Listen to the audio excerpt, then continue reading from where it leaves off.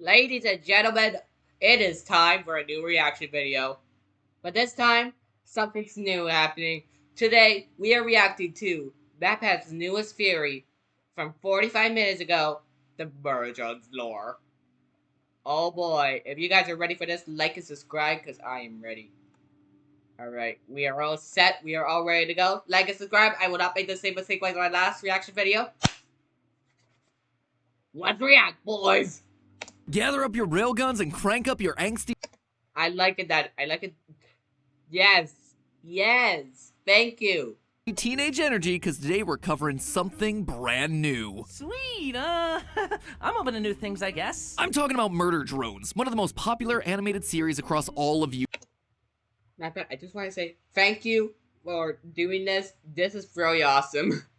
YouTube. A series that has found a completely different, original way of communicating its story to us. Instead of using found footage or hidden shorts videos to tell its story like most indie projects, Murder Drones is releasing, get this, 20-minute episodes, one at a time, in sequential order. What? What? I know, it's crazy, Matt, that you have been so much into the, found footage and, creepy videos with QR codes inside them, but nah, it's just normal stuff. You must be so freaked out. Anyway. No QR codes? No unlisted videos? Madness! I know! Who knew that structuring your animated series like an actual animated series would feel so refreshing these days? Talk about it. Hello, Internet! Welcome to Film Theory, the show that locked itself behind 3 layers of doors to hide from the watchful eye of the algorithm drone. Oh, yes, the algorithm drone, the most terrifying of the disassembly drones. And ladies and gentlemen, today... I don't know, that just doesn't look good. I'm not insulting you, but, never do this again. Never do what you're doing right now. It looks weird. Today we're gonna at least commit to like the actual merge zone thing. Like I get it, it's hard work, but like if you're gonna do it, actually commit to it. Thank you. absolute solve the world. No. Okay, That is Murder Drones. Copper 9, baby. Produced by Glitch Entertainment here on YouTube, Murder Drones tells the story of some teenage robots who have to save the universe from a rogue AI program. Yep. Basic. And for as much as I was just praising the series earlier for its straightforward content delivery strategy, it doesn't mean that the story is a purely linear experience. I know! It's a lot of lore! This show is filled with twists, flashbacks, and fourth wall breaks that keep you on the edge of your seat. Guessing about what's gonna happen next. And that's not an exaggeration either. If you look away for 2 seconds, you stand to miss a hidden detail or clue buried in something as simple as flashing source code or a class presentation. Yep. Which is where I come in today. Since this is a new series that I'd like to talk about moving forward, we are never talking about this. Talking about what? Like I said, since this is a new show that Consider it repressed. I'd like to talk about again sometime in the future, I want to start by giving you all a simple, straightforward overview of the plot. Now, I've definitely talk about it when the full series, when it's all done. But right now, start with a basic thing. Start with a basic with all the episodes we have right now. But then, once like the actual season 1 is done, then do another video covering those episodes. Possibly the last 4 or 2, depending. And key details that'll help you fill in the gaps that you might have missed during your first or even your 40th watch through. Yeah. For me, it's my 5th, probably. Episode 3 and 4. That watch through will be later. Probably. I don't know when, but sometime later. Anyway. I'm also going to be doing it not in episode order, but rather timeline order. I see. So we're going to start off with episode 5 starting. Because that's secondly where everything started. Then we're going to go in episode order. Because secondly, everything goes in episode order. You know, it goes from episode 1. Like, it goes in episode order, so, you know. But, yeah, I would see that you want to start at episode 5, but I don't get why, since episode 5 also takes place after episode 4. Since it's... Okay, you know what, whatever. The order that all the major events actually happened in the universe, since That's the way that makes the most sense, as opposed to the twisty way it's ultimately presented in the show. Alright, fine, sure, Hey, okay. if I make a mistake along the way, just remember... I messed up. Thank you for using the most dramatic time of the Murder Zone show. Except for episode, you know, when we almost saw B die. Oh, I don't know, when we do see B die! In episode 7! Ah! In the same way, I'm about to fix it. Yes, Uzi. Thank you for being a bad guy. Then, by the end of the episode today, we'll actually solve the rest of the first season. How are you gonna solve the rest of the season when it's not even all out? That's right, we are 6 episodes in right now. 6 episodes spread across 2 years, so why wait any longer? I suspect that I know the big twist reveals that are going to be planned for the final 2 episodes of the season. Wait, round 2? Wait, there are only 8 episodes? How did I not notice? How did I not notice? How did I not know that there were only 2 episodes left? I'm a Virgos fan. Whatever, continue. And potentially even deeper into the series. And if you don't want to be spoiled... Technically season 2. Oh, yep, also, spoiler alert. If you haven't watched all Murder Zones, or haven't watched my first 2 episodes, go watch it. Go watch Murder Zones. Good series. Go do it.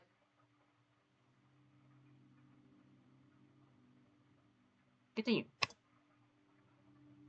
Well, I suppose you could always just forget everything that I say. Consider it, Regret. regret. So let's rewind, or rather fast forward to the 3000s, as I introduce you to a potentially new series and solve where the Murder Drones universe is headed next. Get hyped, guys! And yet, I still feel nothing. The main story of Murder Drones takes place in the far future, the year 3071 to be exact, based on these balloons that we see in the background Yes, I see. of episode 3's prom scene. However, the real start... Oh, guys, I'll be alright. Yeah.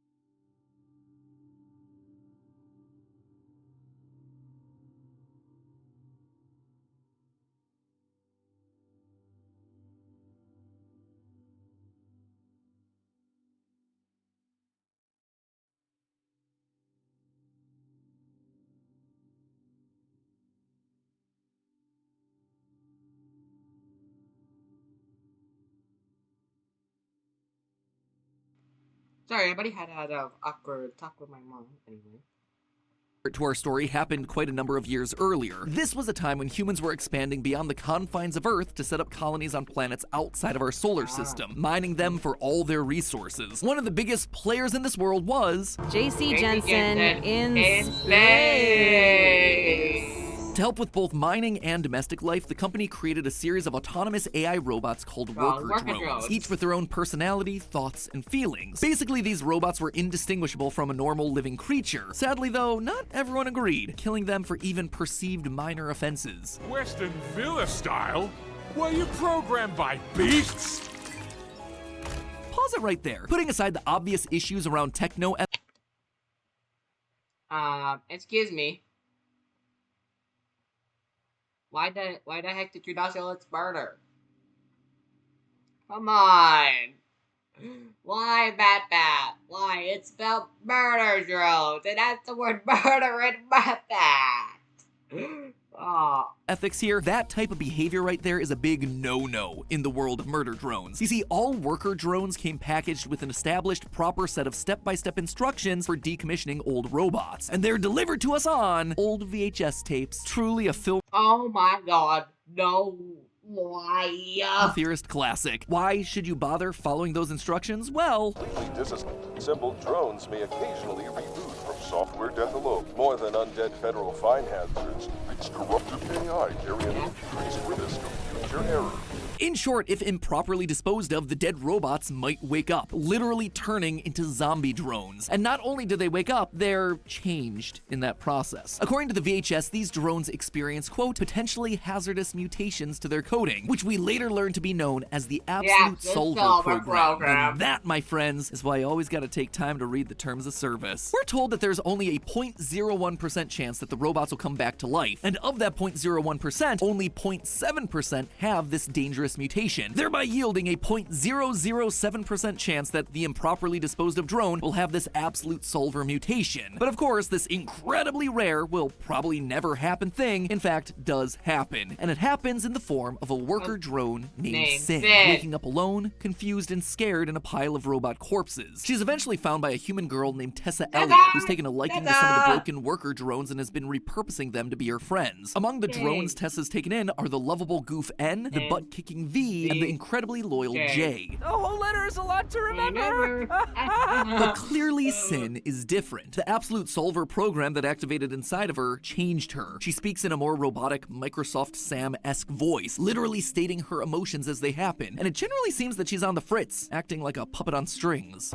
Sheepish, nod, giggle. I am so naughty. However, Tessa has a very different view on the drones than her parents who, it would seem, work as higher-ups at the JC Jensen Corporation. While that's never directly stated in the show, we can infer it from what's said during this moment when Tessa gets locked up by her folks. Sorry, boss. Corporate's spoken. Additionally, the family possesses an entire staff of worker drones at their mansion on Earth, treating them more like slaves and pests. Tessa James Elliott. We will not entertain your dumpster pits. Yes, Mother. Sin, infected by the hazardous mutation that is the Absolute Solver program, sees this and does not like it, eventually deciding that it would be much better if these humans just weren't around anymore. And so when the Elliots throw a big dinner party at their mansion, Sin executes her plan, transforming into some eldritch abomination and killing everyone at the party except for Tessa, the only human who decided to treat this robot with respect. And Sin didn't just stop at the party, she killed everyone on the planet by collapsing the core of Earth. We know it mutates and damaged AI. It took Sin as So, currently, Tessa's the only thing alive. then it took everything. And if you thought killing off a planet's worth of creatures would be enough, think again. Remember, at this point in history, humans have So currently, Tessa's the only human alive. That's what I call trauma.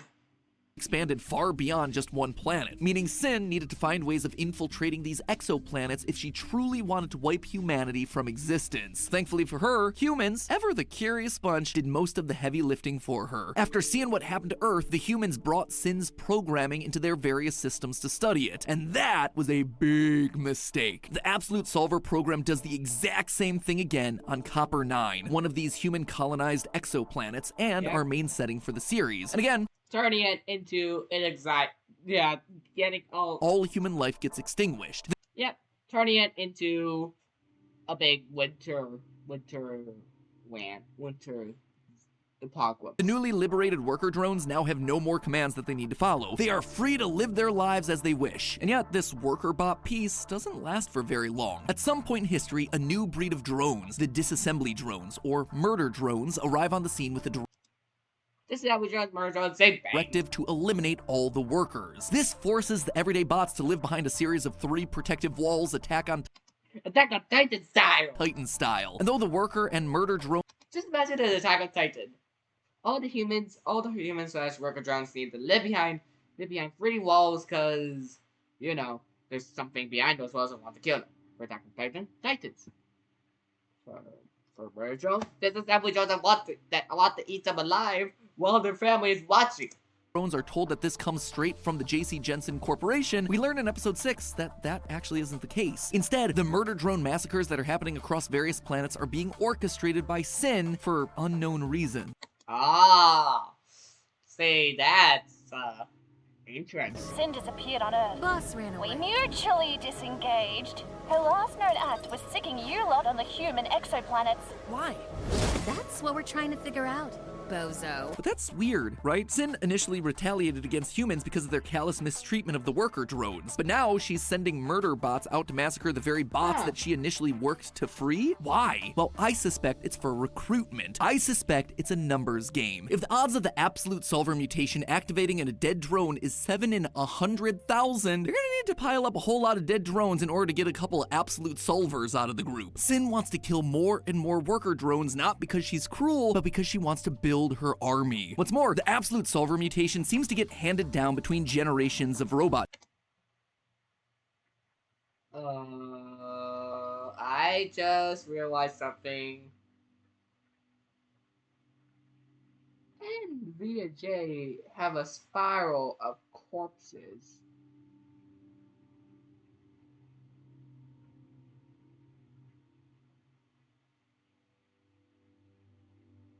Oh, I know how the series is gonna end. Oh, I know.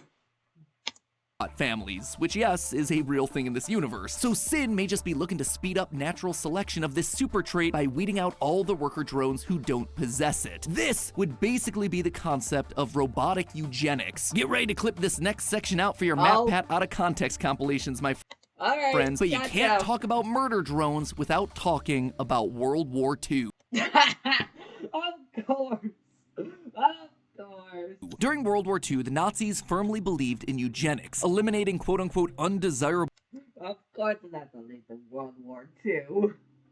genetic elements from the German population so that the ideal Aryan human could dominate. In order to create a race of genetically pure, physically fit human beings, they used tactics like forced sterilization and selective breeding to ensure the quote-unquote positive genes were the more prevalent and circulated throughout the gene pool. By eliminating all the normal worker drones, it enables the absolute solver code to dominate and procreate, for lack of a better term. Beyond that, though, Sin's motives remain unclear. Is it to build up enough of an army to fight against the last strongholds of humanity? Is it because she's lonely and she wants more like her? Is it because Absolute Solver has actually been in control of her this entire time? Currently it's unclear, and we're just gonna need more time to see what happens. Anyway, it's finally time that we cut to the actual events of the show. Yeah, it is here, finally, where we cut back to the story.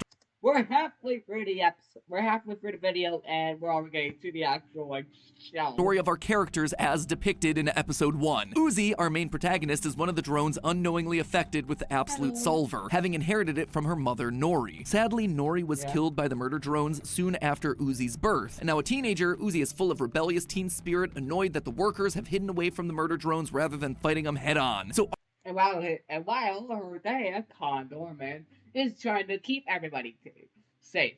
See the difference?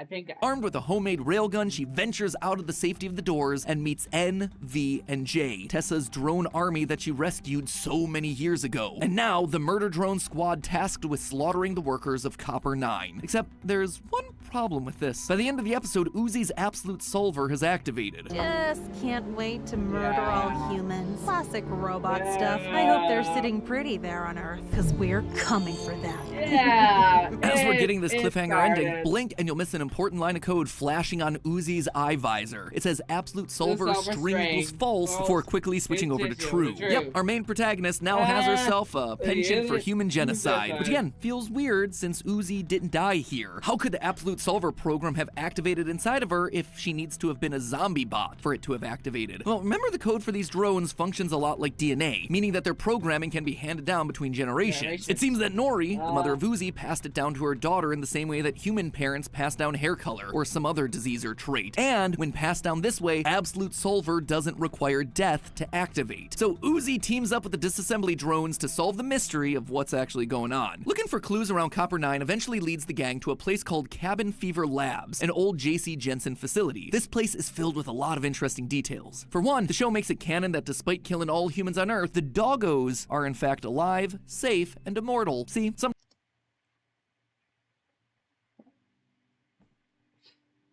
What?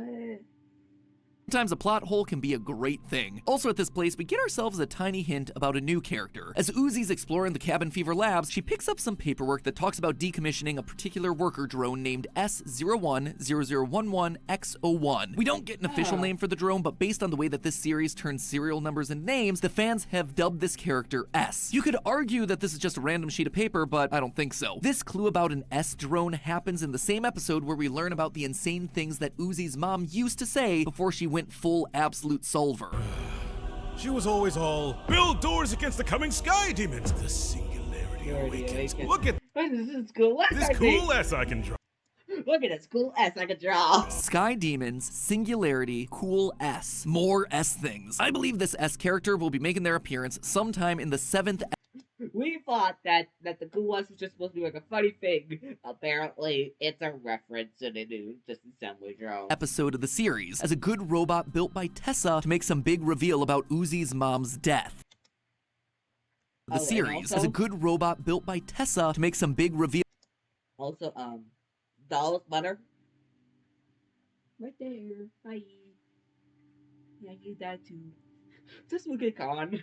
Khan's just like, about Uzi's mom's death. You see, in this series, every drone has two numbers that ultimately identify them. One is their SN, or serial number, a string of letters and numbers unique to each character. The second number is the PN, presumably the product number. This string indicates what model of drone they are. Drones that are the same kind have the same PNs. We see that this is true with N and J, and presumably V, who all have themselves the same PN, SYN MYKX. Notice that CYN, or SYN, hidden right there. All the murder drones are part of the same SYN model group and have been controlled by SYN at some point throughout the series. However, this S has itself a completely new PN that we haven't seen before, TSA MMAC. Now, the Tessa. TSA there can't be a coincidence when we have ourselves a human named Tessa running around who loves repairing robots and is trying to stop SYN's quest of absolute domination. In addition, I believe we'll discover that S was a friend or colleague of Uzi's mother, Nori. How can I be sure? Well, in episode 3, we're shown Nori's security badge, which shows that she used to work at Cabin Fever Labs. The same is true for Eva, another carrier of the absolute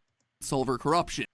And it's also Doll's mother. And wouldn't you know it, but Cabin Fever Labs is the same place that Uzi found the document about S. Furthermore, take a closer look at that document. We see black, creepy drawings written all over it. These drawings bear a striking resemblance to the ones that were drawn by Uzi's mother. So I think at this point it's far more likely that whoever this S character is will be an old ally of Nori and Eva and will be willing to lend a hand to Uzi and company as they try to defeat the absolute solver corruption. Moving back into the main story though for a minute. And also Uzi having our railgun. We all know what happened to the railgun. And after exploring around Cabin Fever Labs, Uzi starts to act strange, and we begin to see the full extent of her absolute solver powers. She transforms into some kind of monster and attacks all the other drones. After being talked down by N, Uzi returns to normal, solidifying them as the cutest couple ever. Eventually, you can't deny it, they're cute. the team finds a key in the form of a robotic cricket that unlocks the innermost part of Cabin Fever Labs. They then run into Tessa Elliott, the girl who befriended SYN and the other drones back in the day. Tessa, now an adult, has made it her mission to stop SYN and any other absolute solver drones from taking over the universe. That includes Uzi, but,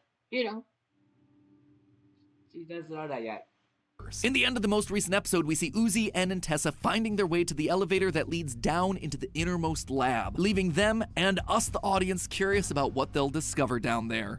And honestly, if V is gonna die. And honestly, that's where the series stands at the end of episode 6. The creators of the show have said that the first season will consist of 8 episodes. We're really close to the end, and there's still a lot of mysteries that have yet to be solved. Is Uzi gonna fully transform into Sin? Is this mysterious S character gonna make an appearance? Will Tessa be forced to kill Uzi to save the world? Well, loyal theorists, it turns out you don't have to wait for the next 4 to 6 months for the final episodes to come out. I suspect that I already know everything that's gonna happen there, beat for beat, in the final 2 episodes. In fact, I suspect that we've known where the show was headed since the very first scene of the very first episode. Right after the opening exposition of episode 1, the show reveals everything to us. Right when we're first introduced to Uzi, she's given a PowerPoint presentation to her class about the dangers of sitting around waiting for the murder. You are not gonna bring that up. Drones to find a way past the doors. Hide under the ice behind 3 stupid doors? It's like we're waiting for an incite. This is what he's gonna be talking about. I bet you. As she's talking, this diagram appears behind her. This image is almost a complete rip of the infamous hero's journey. If you're not familiar with that, the hero's journey is a storytelling template that many of the stories throughout history have followed. From ancient epics like Gilgamesh and the Odyssey to modern classics like Harry Potter and Star Wars, if you're writing yourself a fantastical story, then the hero's journey is breaking down the format of your narrative. Now, on my first viewing, I saw this reference as just that, a reference. Murder Drones loves meta humor and fourth wall breaks, so I just chalked this up to another inside joke. However, when I went back to the series again in preparation for this theory, I realized that everything that's happened in the first 6 episodes has lined up exactly with this little visual gag, beat for beat. We start off with the call to action that draws the hero into adventure. Uzi wants to leave the safety of the doors and deal with the murder drones directly. Then she gets saved by an unlikely aide, N.